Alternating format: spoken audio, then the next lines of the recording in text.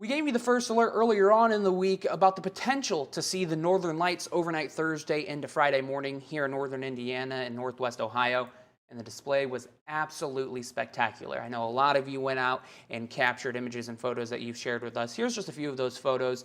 I actually took this image early Friday morning before the morning show out in Noble County. My mother shared a photo with me from New Haven, capturing just the pink hues of the northern lights on Thursday night. And sports reporter Andy Newman was able to see the northern lights and share this photo with us just after the newscast on Thursday. So let's talk a little bit about how the auroras form and why we're not just seeing the green colors that we typically think of with northern lights.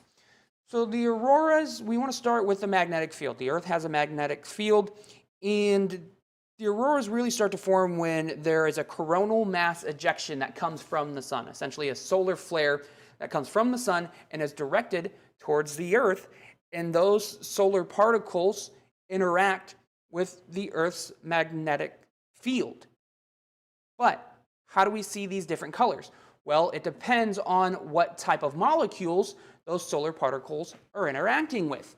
When we're seeing reds and greens, that's typically oxygen in those solar particles interacting with one another about 150 miles above the Earth's surface.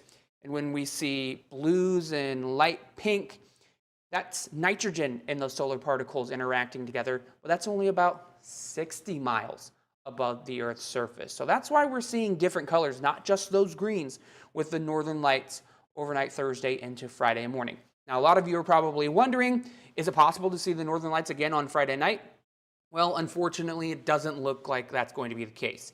The forecast from the Space Weather Prediction Center shows that the solar activity is starting to taper off throughout the day on Friday and is only at a level 5 for Friday night into Saturday morning. So hopefully you were able to get out and capture the northern lights. And of course, we'll give you the first alert about when the next time you could see the auroras.